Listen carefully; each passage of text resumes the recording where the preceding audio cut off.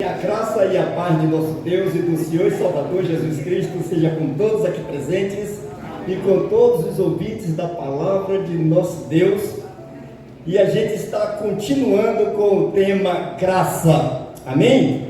E o nosso tema é: a graça é validada para ser compartilhada.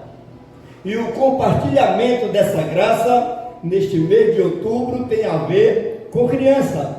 Tem a ver com a humildade da criança, com a alegria da criança, tem a ver com os valores que são naturais nas crianças, amém?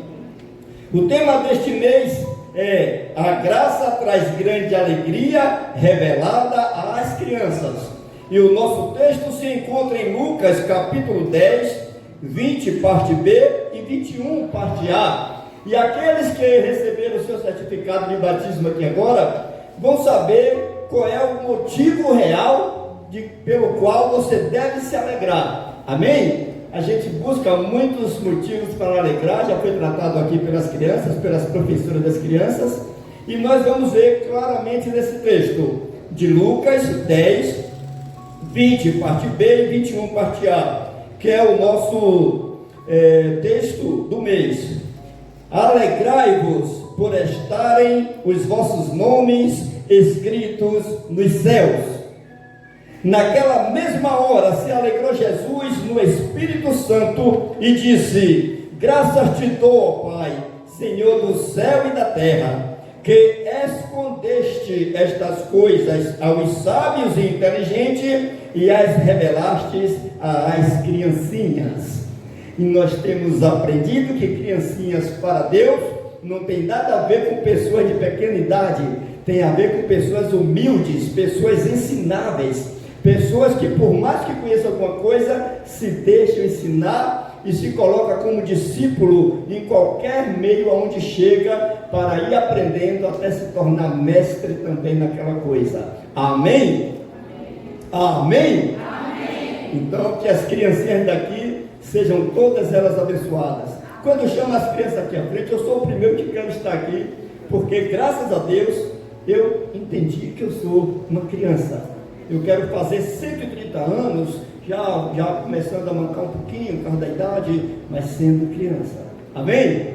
E esse é o desejo para todos aqueles que têm um encontro com o Senhor Jesus Cristo.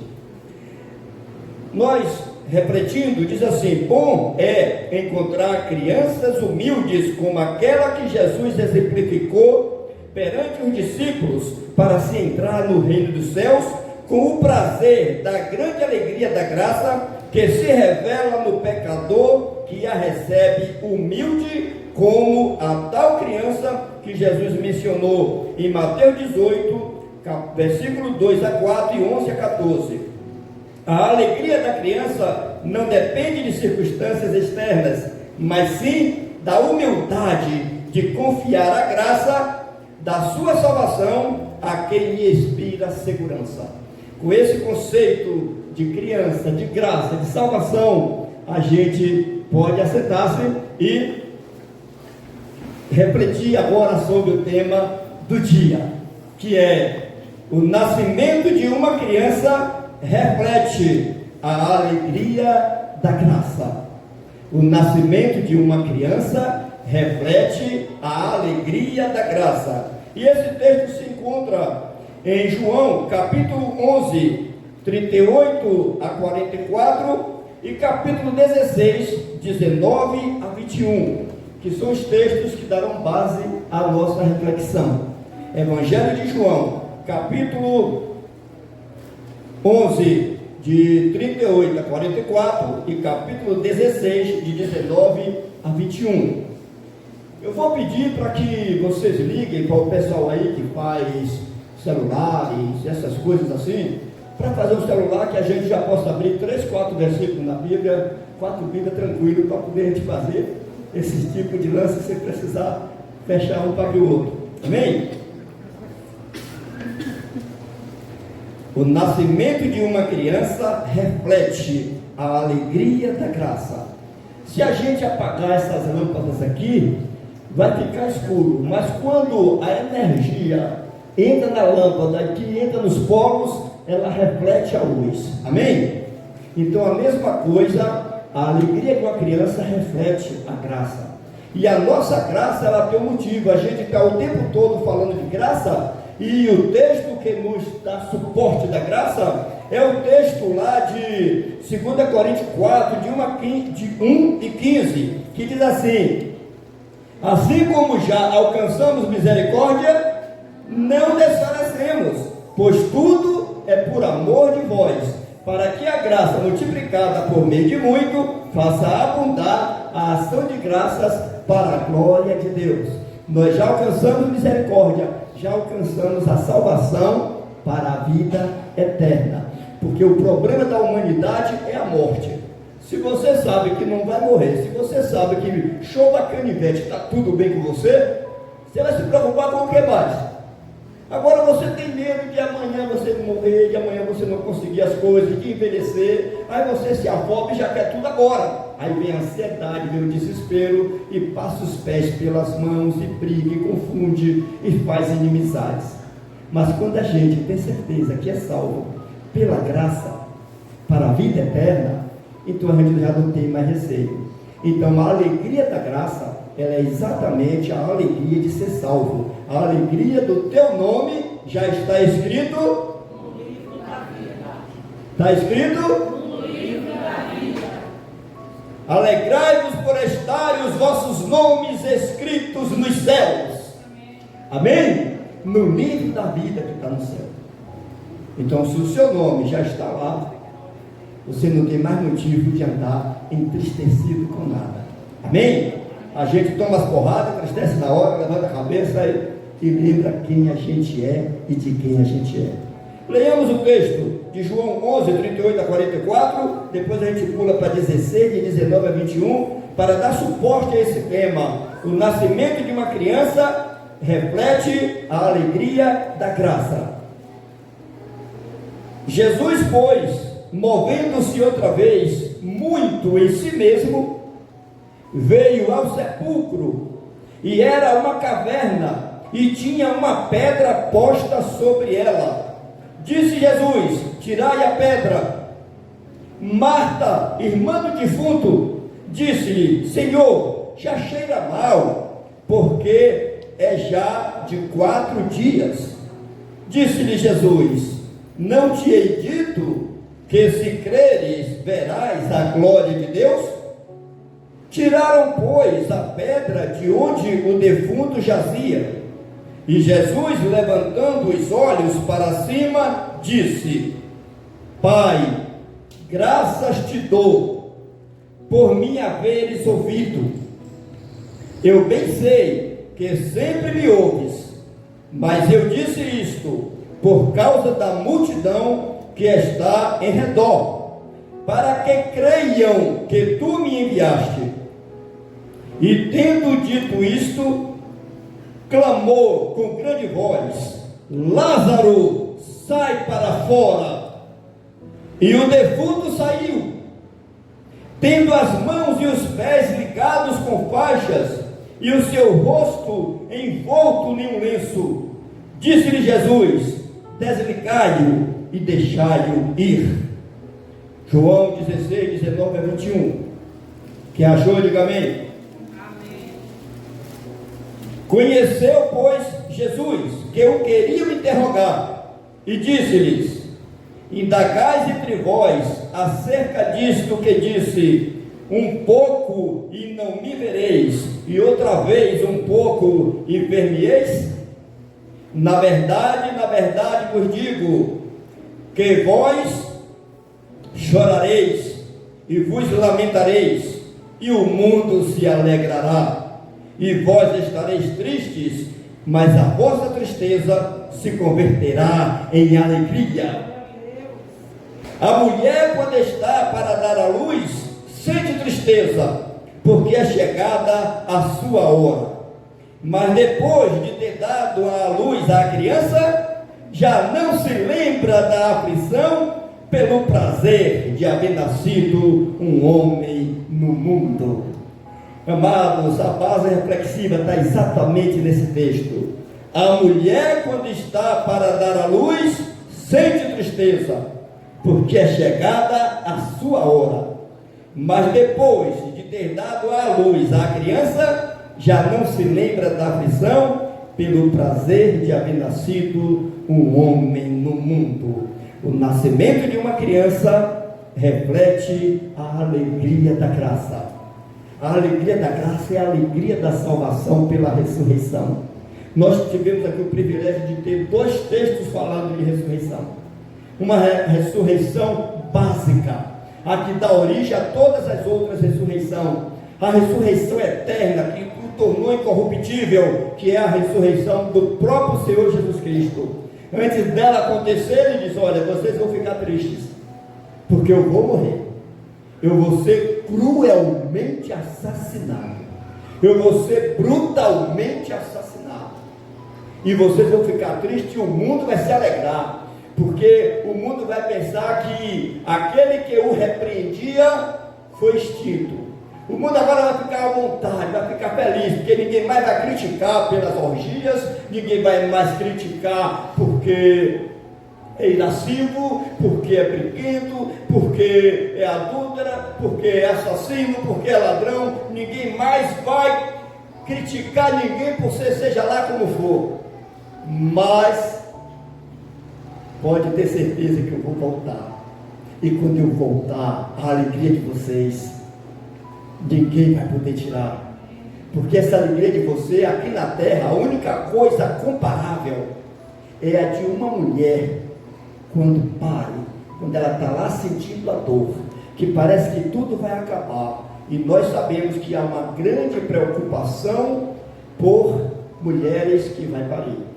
Tem uma grande preparação aí que chama, qual é o nome aí, gente? Que faz? O pré-natal, né? Pré-natal, para que as mães não sofram nenhum dano e nem a criança. Mas esse pré-natal, no passado, por mais que se tentasse fazer, não tinha o sucesso que temos hoje. A esposa de Jacó morreu de parto.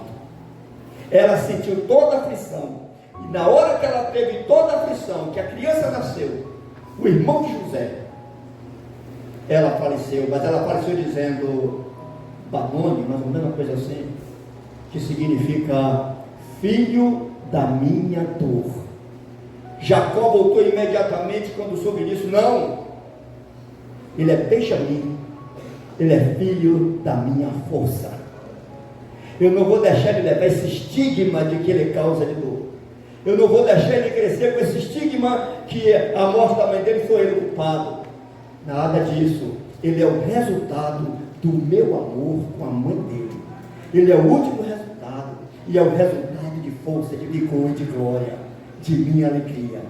Então Jacó inverteu a situação, mesmo com a dor da perda da amada, ele conseguiu a glória de refletir sobre a força do seu vigor, através daquela amada, para ter ali um fruto. E esse fruto que estava ali, era o resultado de oração, porque ela era estéril. E ele orou para que ela desse a luz, e ela gerou primeiro José, que foi o exemplo que nós temos, e depois gerou Benjamim. Mas por que se trata disso aqui? Se a alegria é pelo nascimento, se a alegria vem do nascimento depois de uma grande dor, porque a ressurreição só pode existir depois da aflição da morte. Não existe ressurreição se não passar primeiro pela morte. Então, por isso que há grande comparação.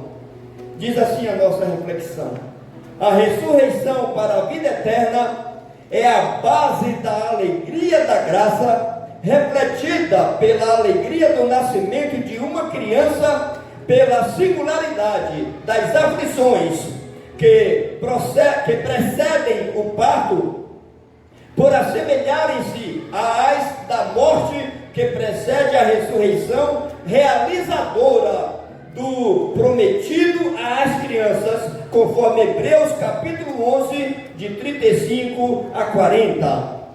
A criança, quando nasce, os pais, todo mundo fica cheio de expectativas. Essa criança vai ser um filho bom, essa criança vai ser isso, essa criança vai ser aquilo. Quem é mãe aqui, levante a mão, quem é pai. Quando um filho seu nasceu, ou quando você estava projetando um filho, qual é a expectativa? Positiva ou negativa? Hein, gente? Positiva. E a gente vai ver um caso aqui interessante. Um caso interessante.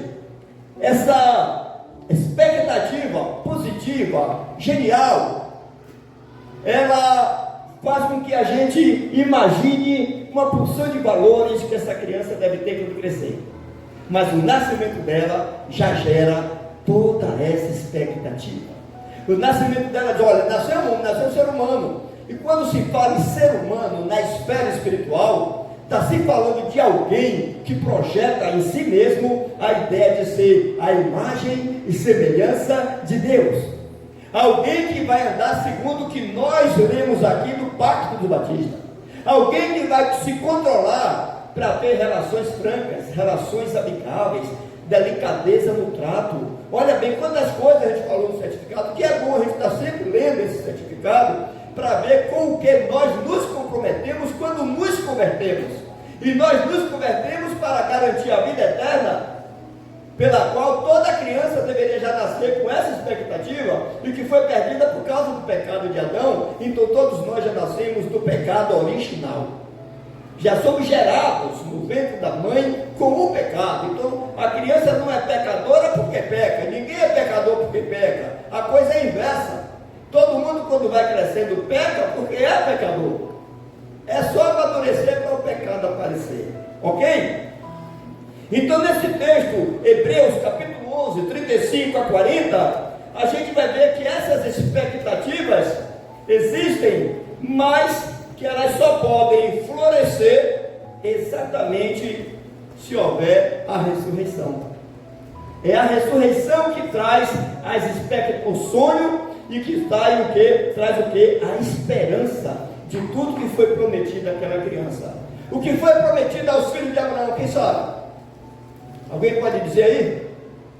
Abraão, na sua descendência, o quê? Serão benditos o quê? Pronto. Essa é a promessa para quem nasce como filho de Abraão, para quem se torna criança de Abraão. Olha a expectativa, olha a esperança, olha a promessa. Então essa é a promessa. Mas foi isso que a gente viu com Isaac, foi isso que a gente viu com Jacó, é isso que a gente vê com os judeus até hoje, vivendo em paz, com tranquilidade, gozando da terra e sendo testemunho e tendo vida boa. Ou a gente vê eles sofrendo em guerra, perseguido o tempo inteiro, não é assim? Vivendo a vida de aflição, de sofrimento, porque assim como o nascimento físico, o nascimento normal é precedido pela dor, a ressurreição para a vida eterna é precedida pela morte. E é essa analogia que Jesus faz aqui, para mostrar que assim como vale a pena a mulher sentir dor, porque tem mulheres aqui que já têm até 2 filhos. Quem é que tem 2 filhos aí? Levanta a mão. Então, não bastou o criador do primeiro, veio o segundo, e tem umas aí que tem coragem de ter 13, 15.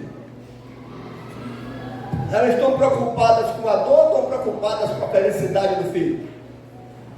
Hein, gente? Preocupada com a dor ou com a felicidade dos filhos? Com a felicidade dos filhos. Porque a dor ela sempre porque não tem jeito, mas os filhos a expectativa continua por toda a vida.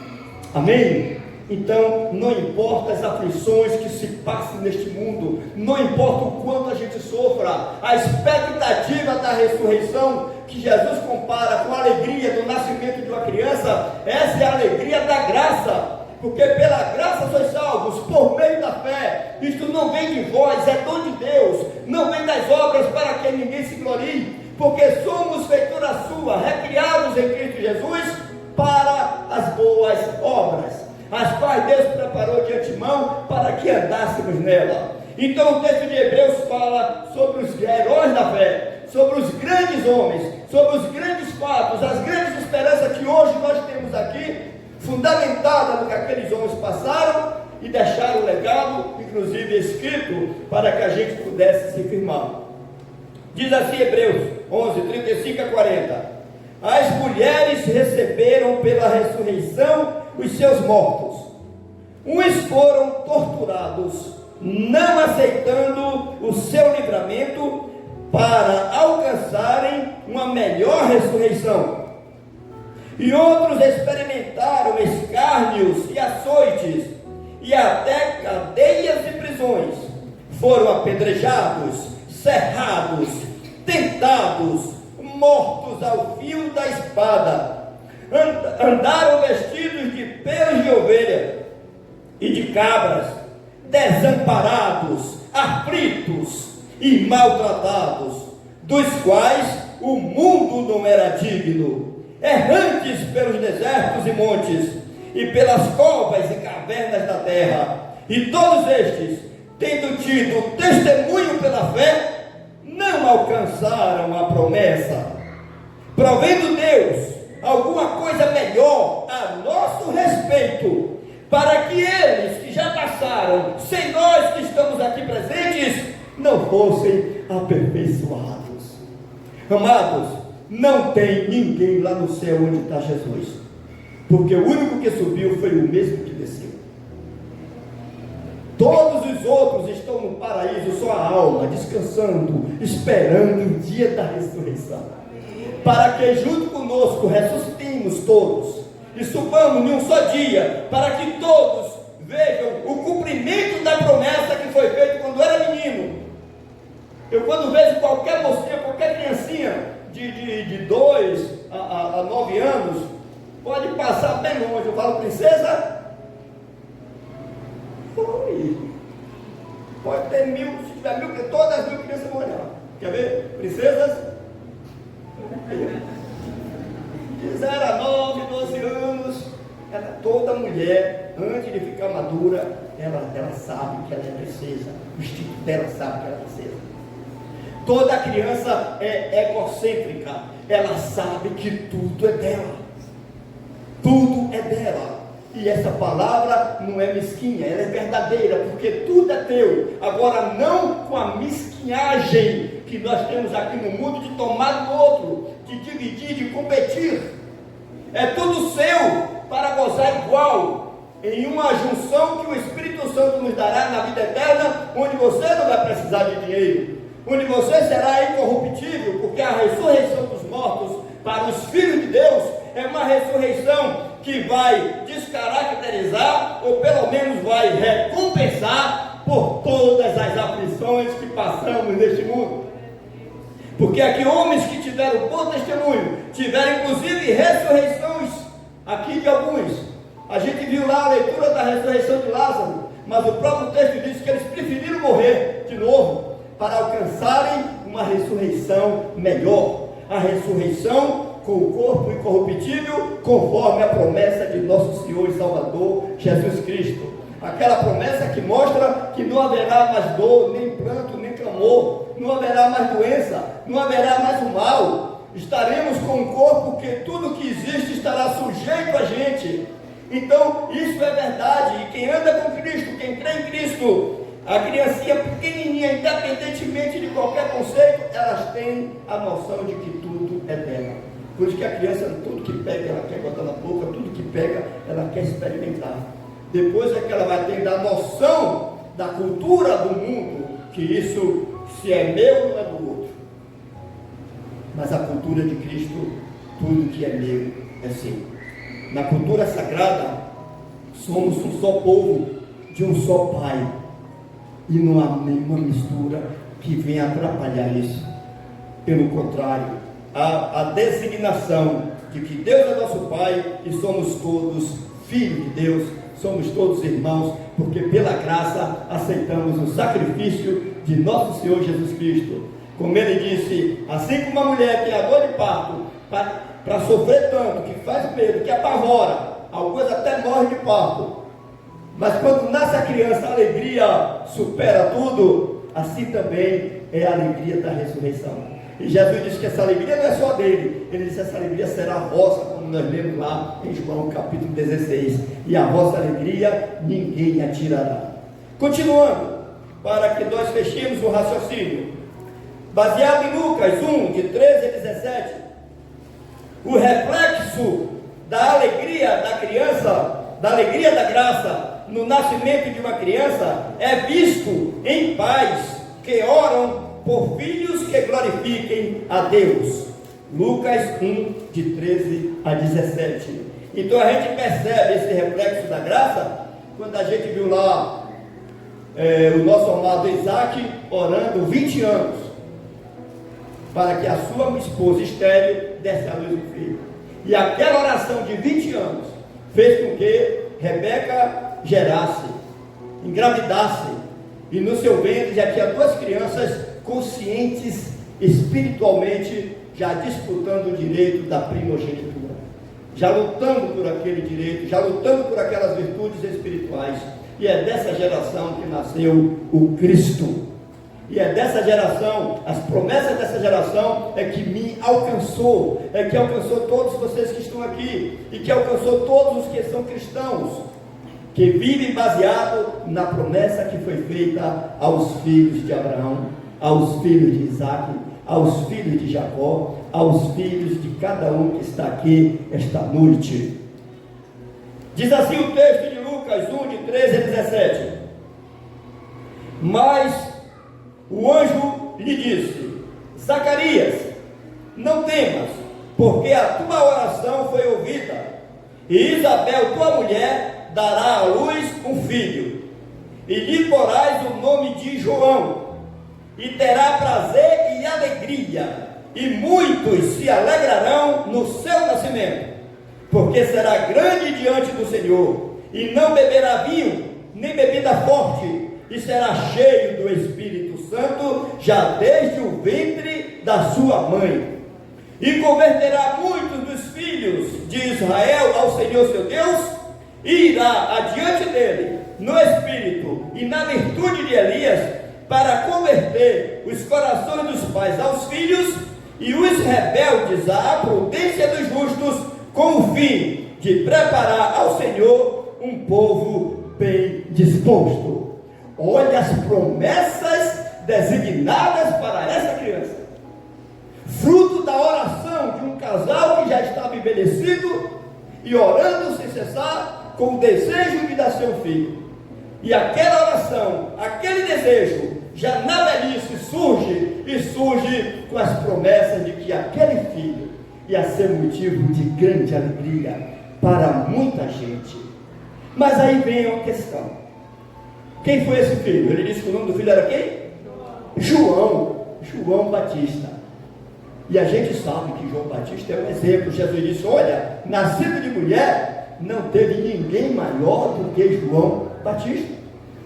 Mas Jesus também afirmou que o menor do reino dos céus é maior do que João Batista, porque o reino dos céus é dado a quem é humilde como a criança, e passa pelo renascimento aceitando Jesus como seu Senhor.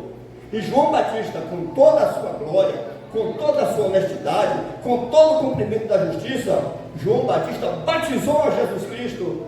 E João Batista não foi discípulo do Senhor Jesus Cristo. Ele continuou batizando de um lado e Jesus do outro. Quando caiu a ficha, quando ele já estava para morrer, que ele mandou o recado: és tu mesmo que estamos aguardando, ou havendo de esperar outro? Aí Jesus dá as características, fala do seu ministério. Aí a gente tem certeza que lá João disse: então, estou aqui, eu sou teu servo também. Mas não teve tempo nem de servir a Jesus, porque ele foi degolado na prisão. Olha bem, promessas maravilhosas para João Batista. Com quantos anos João Batista morreu, quem sabe? 30 anos de idade. Com 30 anos de idade, João foi brutalmente assassinado. O filho dessas promessas todas, o filho dessa alegria toda proporcionada para a sua nação, para seu povo, o filho maravilhoso, cheio de coisas boas, cheio de virtudes nele, porque a glória e as promessas dadas para a alegria da pessoa não é para essa vida, é para a vida eterna. Por isso que está escrito: não junteis para vós tesouro na terra, que só vai servir para intriga, para conflitos. Junte tesouro nos céus, onde a traça não rói, onde o ferrugem não consome, onde ladrão nem mina nem rouba. Você tem que fazer tudo aqui na terra, sem aquela coisa de achar que você vai ter estabilidade por causa disso, porque isso não dá estabilidade a ninguém. O que te dá estabilidade é a paz, que mesmo você sem nada, você consegue acesso a tudo. Porque a sua maneira de viver como criança abre portas, abre janelas, abre os céus. Porque foi como Jesus disse: aquele que se humilhar eu exalto. E toda a dignidade de João Batista, toda a dignidade de nosso Senhor Jesus Cristo aqui na terra, só lhes renderam a um ser degolado e ao outro ser crucificado. Uma vida de muita perseguição, muito mal entendido, fazendo só o bem e só sofrendo. Mas por que eu estou fazendo isso, falando isso aqui agora? Para que você não se iluda esperando resultados aqui na terra. Aqui na terra você tem fragmentos, você tem a ilusão, você tem o sonho, você vê aquilo que você desejou quase acontecendo e de repente se perde, porque Deus já garantiu tudo que você deseja lá no céu. Ele já garantiu tudo que você quer lá no céu. Seu nome já está escrito lá no céu. Se alegre por isso. Não tenha medo do que você perder aqui, porque você veio e não trouxe nada, vai embora e não leva. Amém? Então se alegre aqui em ser uma pessoa boa, em ser uma pessoa que a cada dia mais a sua ira diminua, cada dia mais o seu medo diminua, cada vez mais as coisas que te perturbam diminua, que cada vez mais você seja alguém que já vive numa esfera que Deus fale mais alto na sua vida, que a sua renúncia deixe Deus atuar em você, que você não faça mais pelo coração pedir, faça porque Deus manda. Amém? Faça como Deus manda. Olha, Deus, eu quero o contrário, mas vou fazer porque o Senhor quer, porque aí o seu espírito está alinhado com Deus, embora a sua natureza não está. E quando a gente espera a natureza fazer, Deus não tem nenhuma glória. Eu fiz porque fiquei bonzinho, e Deus não quer que eu faça nada porque eu fiquei bonzinho. Ele quer que eu faça porque Ele mandou, porque o que Ele me prometeu não está aqui na terra, está lá no céu. Sai, Abraão, da tua terra e da tua parentela e da casa de teu pai para a terra que eu te mostrarei.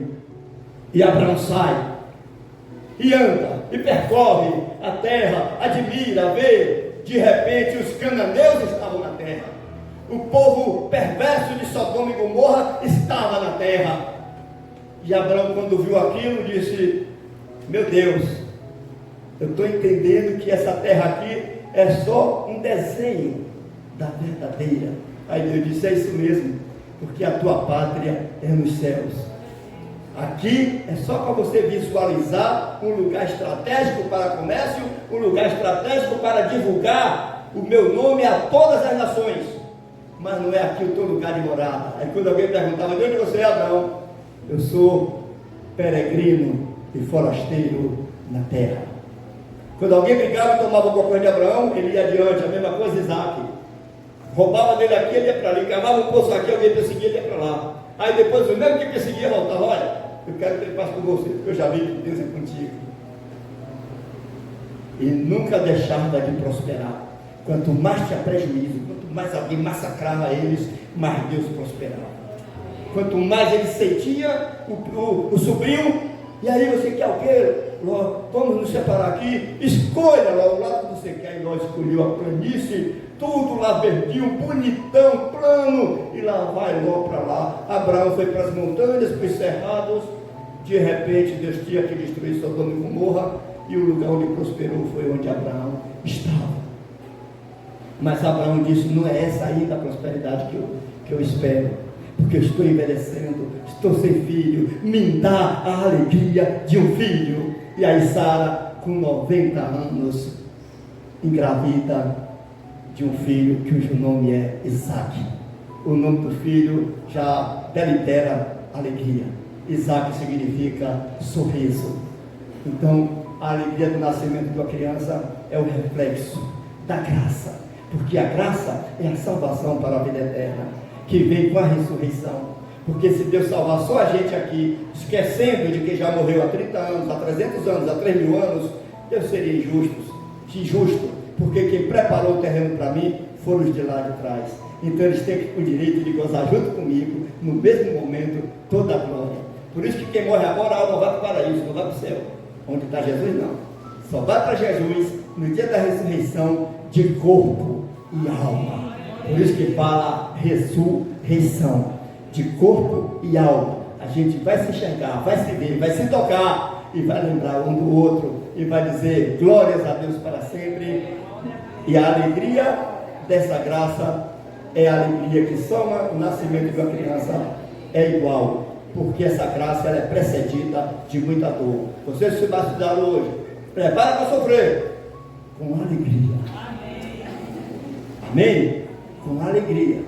Porque o verdadeiro sofrimento não é as perseguições que a gente recebe, é como a gente encara a vida.